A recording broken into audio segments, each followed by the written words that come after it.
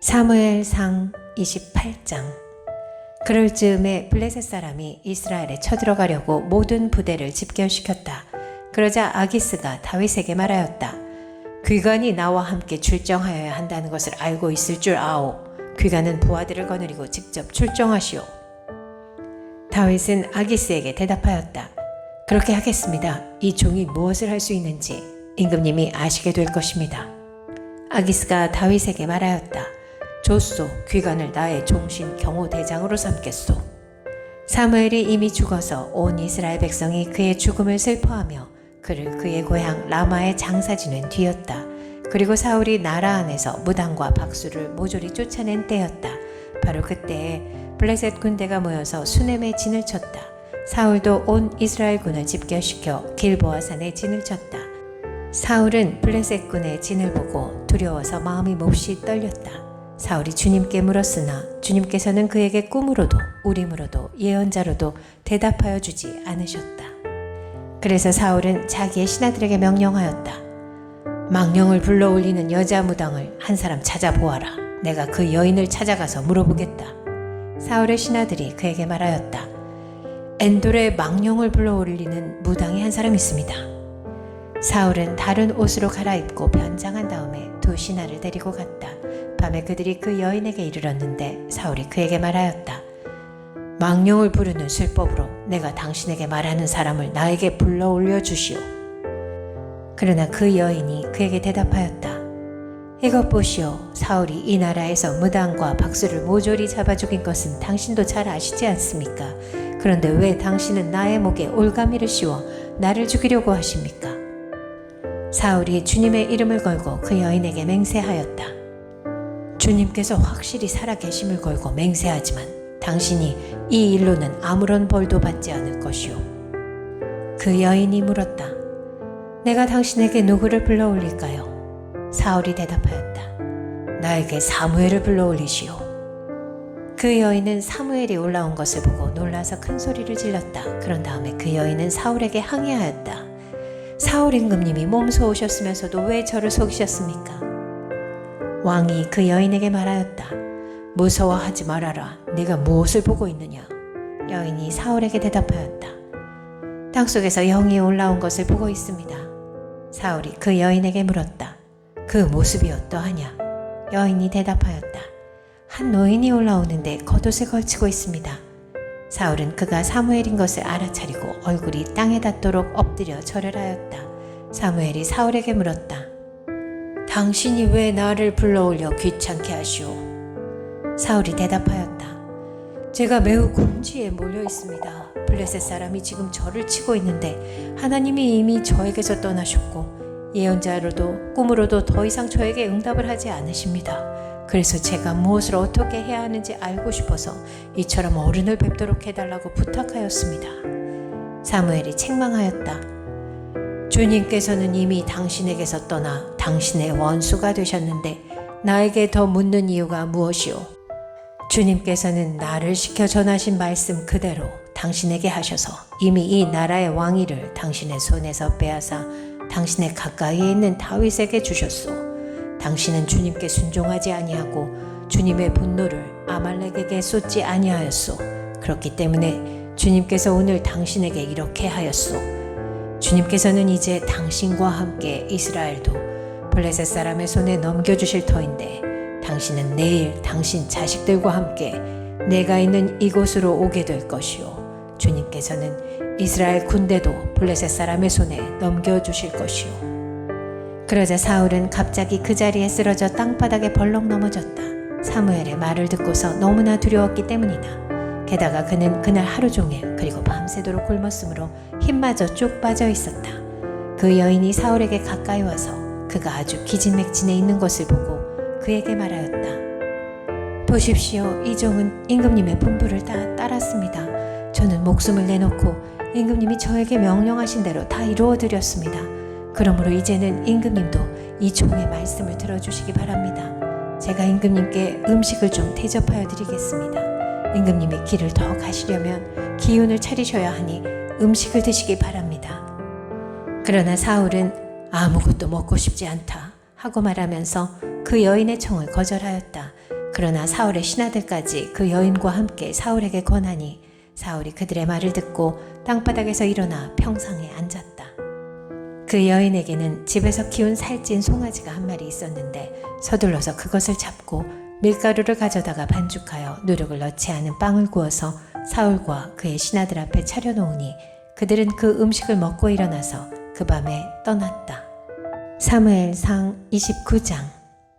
블레셋 사람은 모든 부대를 아벡에 집결시켰고 이스라엘 사람은 이스라엘에 있는 셈가에 진을 쳤다. 블레셋 사람의 지도자들은 수백 명, 수천 명씩 거느리고 나아갔으며 다윗도 부하를 거느리고 그 행렬의 맨 뒤에서 아기스와 함께 나아갔더니 블레셋 사람의 지휘관들이 항의하였다. 이 히브리 사람들이 무엇 때문에 여기에 와 있습니까? 아기스가 블레셋 사람의 지휘관들에게 말하였다. 귀관들도 알다시피 이 사람은 이스라엘 왕 사울의 종이었던 다윗이요. 그가 나와 함께 지낸 지가 이미 한두 해가 지났지만 그가 망명하여 온 날부터 오늘까지 나는 그에게서 아무런 허물도 찾지 못하였소. 그러나 블레셋 족속의 지휘관들은 다윗에게 분노를 터뜨렸다. 블레셋 족속의 지휘관들이 아기스에게 강요하였다. 저 사람들을 돌려보내십시오. 임금님께서 그에게 지정하여 준 그곳으로 그를 돌려보내시고 우리와 함께 싸움터에 나가지 않도록 하여 주십시오. 싸움터에 나가서 그가 우리의 대적으로 돌변할지도 모르는 일입니다. 그가 무엇을 가지고 자기의 주인과 화해할 수 있겠습니까? 우리 군인들의 머리를 잘라다 바쳐서 하지 않겠습니까? 그가 바로 이스라엘 백성이 춤을 추면서 사울은 수천 명을 죽이고 다윗은 수만 명을 죽였다 하고 추켜 세우던 그 다윗이 아닙니까? 마침내 아기스가 다윗을 불러 말하였다. 주님께서 확실히 살아계심을 걸고 맹세하지만 장군은 정직하였소. 나에게로 온 날부터 오늘까지 나는 장군에게서 아무런 허물도 찾지 못하였기 때문에 장군이 나와 함께 이 부대에 들어와서 출전한 것을 좋게 생각하였소. 그런데 저 지휘관들은 장군을 못마땅해 하오. 그러니 이제 장군은 블레셋 사람의 지도자들의 눈에 거스르는 일을 더 이상 하지 말고 평안히 돌아가기를 바라오. 이번에는 다윗이 아기스에게 항의하였다. 내가 잘못한 일이 무엇입니까? 임금님을 섬기기 시작한 날부터 오늘에 이르기까지 임금님께서 말씀하신 대로 종에게서 아무런 허물이 드러나지 않았다면 왜 이 종이 이제 나의 상전이신 임금님의 원수들과 싸우러 나갈 수가 없습니까? 아기스가 다윗에게 대답하였다. 장군이 정직하다는 것을 나는 잘 아오. 나는 장군을 하나님의 천사처럼 여기요. 그런데 블레셋 사람의 지휘관들이 장군과 함께는 싸움터에 나가지 않겠다고 말하오. 그러니 이제 장군이 데리고 있는 옛 주인의 종들과 더불어 내일 아침 일찍 일어나시오. 내일 아침에 일찍 일어나서 해가 뜨는 대로 떠나도록 하시오. 그리하여 다윗은 다음날 아침에 일찍 일어나 부하들과 함께 출발하여 블레셋 사람의 땅으로 돌아오고 블레셋 족속은 이스라엘로 올라갔다. 사무엘상 30장. 다윗이 부하들과 함께 사흘 만에 시글락으로 돌아왔을 때에는 아말렉 사람이 이미 남부지역과 시글락을 습격하고 떠난 뒤였다. 그들은 시글락에 침입하여 성에 불을 지르고 여자를 비롯하여 그 성읍 안에 있는 모든 사람을 어린아이나 노인 할 것 없이 사로잡아 한 사람도 죽이지 않고 끌고 갔다. 다윗이 부하들을 거느리고 그 성읍으로 돌아와 보니 성은 불타버렸고 아내들과 아이들이 모두 사로잡혀 갔다. 다윗과 그의 부하들은 목 놓아 울었다. 모두들 더 이상 울 힘이 없어 지칠 때까지 울었다. 다윗의 두 아내인 이스라엘 여인 아히노암과 나발의 아내였던 갈멜 여인 아비가일도 사로잡혀 갔다. 군인들이 저마다 아들, 딸들을 잃고 마음이 아파서 다윗을 돌로 치자고 말할 정도였으니 다윗은 큰 공경에 빠졌다. 그러나 다윗은 자기가 믿는 주 하나님을 더욱 굳게 의지하였다. 다윗이 아히멜렉의 아들 제사장 아비아달에게 말하였다. 어서 나에게 에봇을 가져다 주시오. 아비아달이 에봇을 다윗에게 가져오니 다윗이 주님께 문의하였다. 제가 이 강도들을 추격하면 따라잡을 수 있겠습니까? 주님께서 그에게 대답하셨다. 내가 틀림없이 따라잡고 또 틀림없이 되찾을 것이니 추격하여라. 다윗은 데리고 있는 부하 600명을 거느리고 출동하였다. 그들이 부솔 시내에 이르렀을 때에 나고자들이 생겨서 그 자리에 머물렀다. 그래서 부솔 시내를 건너가지 못할 만큼 지친 사람 200명은 그 자리에 남겨두고 다윗은 400명만을 거느리고 계속 추격하였다. 군인들이 들녘에서 한 이집트 사람을 발견하여 다윗에게로 데리고 왔다. 그들은 그에게 빵을 주어 먹게 하고 물도 주어 마시게 하였다. 그들은 또 그에게 무화과 뭉치 1개와 건포도 뭉치 2개를 주었다. 그는 밤낮 사흘 동안 빵도 먹지 못하고 물도 마시지 못하였으므로 이렇게 먹고서야 제정신을 차렸다. 다윗이 그에게 물어보았다. 너의 주인은 누구이며 내가 사는 곳은 어디냐? 그가 대답하였다. 저는 이집트 소년으로서 아말렉 사람의 노예로 있었습니다. 사흘 전에 제가 병이 들자 저의 주인이 저를 버리고 갔습니다.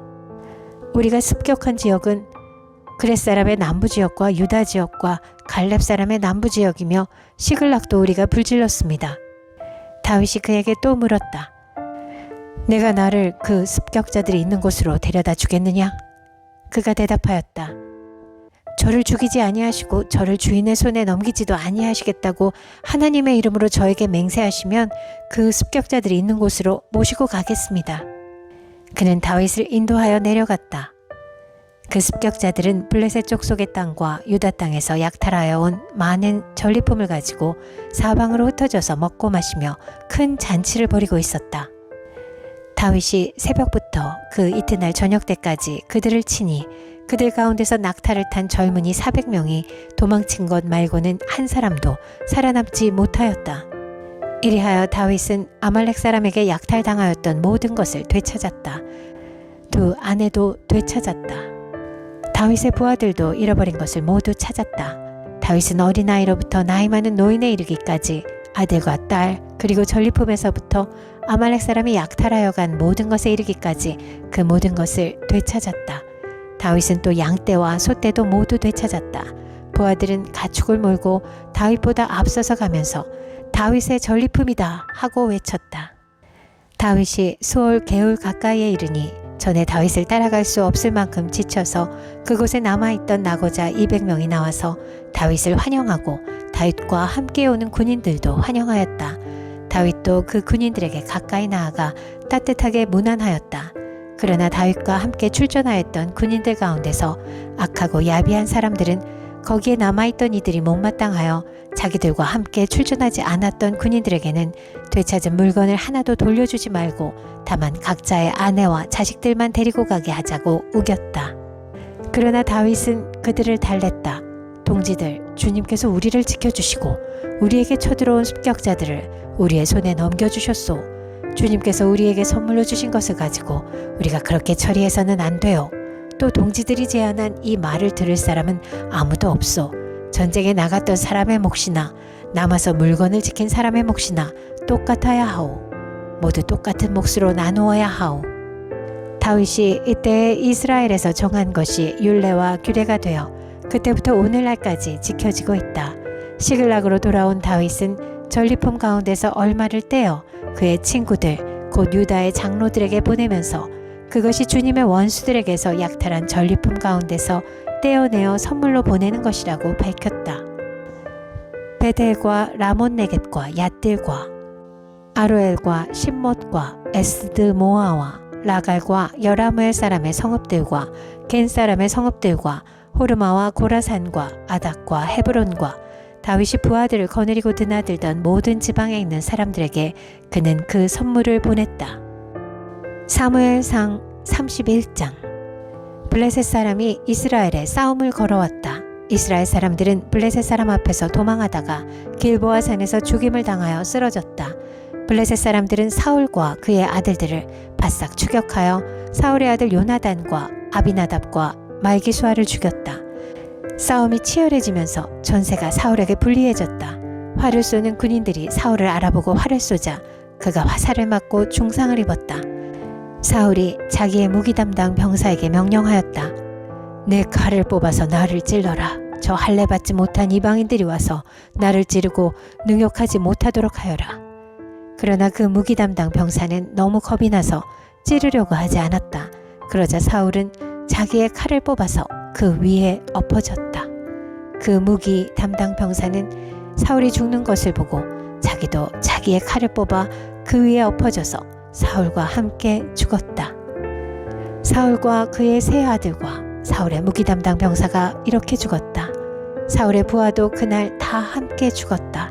골짜기 건너편과 요단강 건너편에 살던 이스라엘 사람들은 이스라엘 군인들이 도망친 것과 사울과 그의 아들들이 죽은 것을 보고 살던 성읍들을 버리고 도망쳤다. 그래서 블레셋 사람이 여러 성읍으로 들어와서 거기에 살았다. 그 이튿날 블레셋 사람이 죽은 사람들의 옷을 벗기러 왔다가 사울과 그의 세 아들들이 길보아산에 쓰러져 있는 것을 발견하였다. 그들은 사울의 목을 자르고 그의 갑옷을 벗긴 다음에 블레셋 땅 사방으로 전령들을 보내어 자기들이 섬기는 우상들의 신전과 백성에게 승리의 소식을 전하였다. 그런 다음에 그들은 사울의 갑옷을 아스다롯의 신전에 보관하고 사울의 주검은 벳산 성벽에 매달아 두었다. 길르앗 야베스의 주민들은 블레셋 사람들이 사울에게 한 일을 전해 들었다. 그래서 그들의 용사들이 모두 나서서 밤새도록 걸어 벳산까지 가서 사울의 주검과 그 아들들의 시체를 성벽에서 내려가지고 야베스로 돌아와 그 주검을 모두 거기에서 화장하고 그들의 뼈를 거두어다가 야베스에 있는 에셀 나무 아래에 묻고 이랫동안 금식하였다.